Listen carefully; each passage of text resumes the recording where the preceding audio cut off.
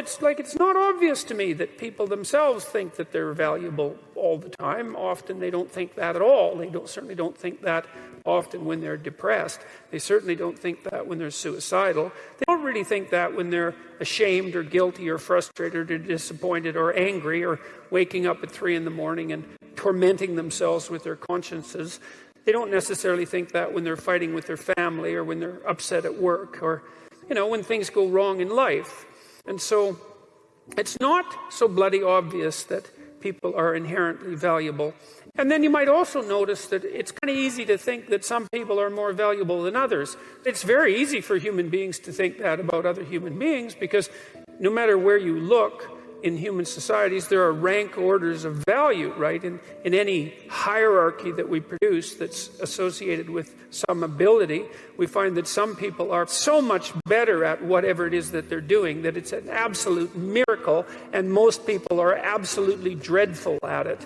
And so, if you were thinking about inherent value as an approximation of skill or competence, then it wouldn't be obvious from the structure of the world that people were inherently valuable in that manner either, because there's such a rank order difference in our ability to do things. And you might say, well, that kind of averages out across things, but I don't think that's a very strong argument either. So it's not obvious where this idea that people are inherently valuable came from. That's a tough one. In fact, I think it's one of the least obvious concepts that human beings have ever come up with, that each of us is to be attributed some divine spark, let's say, that makes us equal in some fundamental way before God, before the reality of the universe itself, even in relationship to our own laws. I mean, if you want a miracle for an idea, I can't think of one that's more unlikely than that. So I've been puzzling over that for a very long time because I cannot understand how in the world we ever agreed to act as if it was true. It's really something. It's a remarkable, fundamental idea. And what's so interesting about it, too, is that once you have that idea, weird as it is and improbable as it is, and you start to organize your social relationships in accordance with it, well, then they work.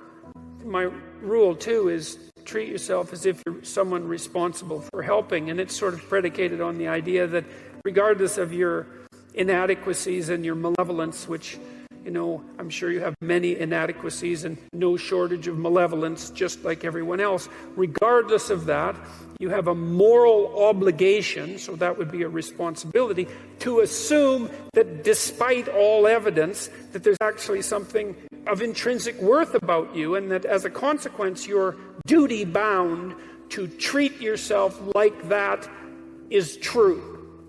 And then it turns out that if you do that, well, then your life gets better. And I don't mean happier exactly, although I would say it gets happier. I mean it gets richer and more meaningful and deeper and more worthwhile, and you become more educated and you become wiser and you treat yourself with more respect, and you're a better model for other people, and you're a better father or a better sister or better mother, whatever it happens to be. And you're less ridden by that guilt that gnaws at you and shame that's there otherwise saying, you're not what you could be, you're not what you could be. And that's a hell of a voice to get rid of, and it's certainly not one that's easy to ignore. So that's a pretty good idea that there's something divine, let's say, that resides within you of ultimate worth, even as a philosophical statement or a psychological statement rather than a metaphysical statement. It seems to be a precondition for establishing properly harmonious relationships with yourself. And that's worth thinking about a lot. Because you could think that in some sense you just own yourself, because people do kind of make that claim, especially when they're trying to justify, for example, their right to suicide, that, it's your life, it's your body, you're yours to do what you will with. And if that was true, well, then it would seem to me that life would be a lot more straightforward, because you would just tell yourself things that you would instantly obey and believe. So first of all, you'd tell yourself all the things that you were going to do, and then you just run off and do them, which you don't, obviously, because it's much more difficult to that. And then you'd also say, well, enough of the guilt and the shame and the negative emotion and the disillusionment and the vengefulness and all those things that make life hard. The self-recrimination, it's like, what the hell do we need that for? And if we're our masters of our own destiny and owners of our own fate, then why can't we just command to ourselves that be dispensed with? And like, that doesn't work. I've never seen anybody able to do that. I mean, you can fool yourself for very brief periods of time into thinking that might work, but it doesn't work, and that's strange. And this is one of the reasons I love the psychoanalysts, because they were really the people, apart from the religious types, who figured out that whatever you are, you're not a unitary spirit that's under your own dominion. You know, you're something like a loose unity of a multiplicity of spirits, many of which are doing their own thing, which you're striving to bring into some form of unity. But even that unity isn't something that's under your control in any real sense. It's a unity that has its own nature that you have to exist in relationship to. The hero story is another fundamental element of the clinical theories, I would say. It's predicated on the idea that you learn through voluntary contact with that frightens or disgusts you. And that's a hallmark of psychoanalytic theory. Carl Jung said his primary dictum was insterquilinus invenitur, which I'm sure I'm massacring because it's Latin, but it meant in filth it will be found. And one of the hallmarks of the clinical theories is that within the confines of everyone's experience, and you can think about this as experience out in the world or experience in the unconscious mind, there are dirty little secrets, let's say, and skeletons and dreadful old fears and remnants of abuse and memories of pathological behavior and failures of courage that leave you undeveloped, perhaps out of avoidance, and that the psychoanalytic process is precisely the careful encounter with those forgotten and repressed elements of the self, in the hope that a clear encounter will redeem them, unite them with the remainder of your personality, and make you stronger in consequence. And I would say that that's just a variant of the manner in which human beings learn, and we'll talk about this more in relationship to Piaget, because you always learn when you're wrong, which is very annoying. Now, what do you learn when you're correct? You're walking in the world, you're operating in the world, you have a sense of what you want to have happen. You're always looking at the world through this sense of what you want to have happen. You're acting so that what you want to have happen will happen.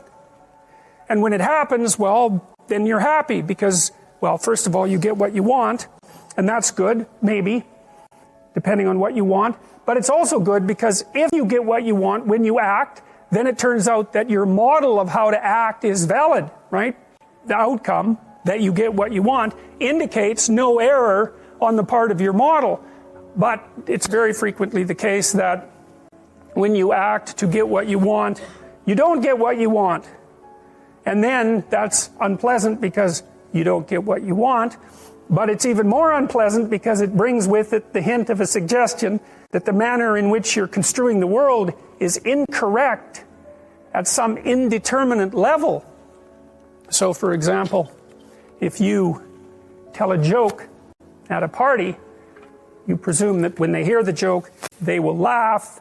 And then if you tell the joke and it goes flat, or even worse, disgusts and offends people, then you're going to be taken aback. And that's partly because you didn't get what you want, and that's not so good. But it's more because there's something wrong with the way you conceptualized the situation. And then you're faced with a problem, and the problem is the emergence of a domain of the unknown. It's like, well, what kind of mistake did you make? Maybe you're not as funny as you think you are. That could be a big problem.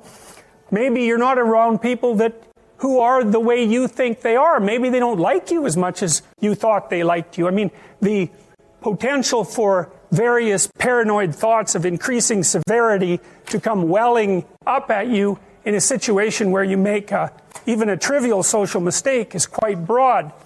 And when you make an error of that sort, you have to face it and sort through all the possibilities so that you can find out what it was that you did wrong and how to retool it so that in the future you don't make the same mistake.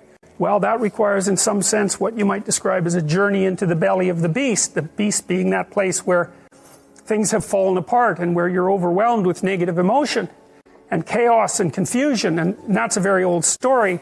That's the story of the journey to the underworld. And the hero is the person who makes the voluntary journey to the underworld to collect what's been languishing down there. And that's the basic motif of psychoanalytic theory.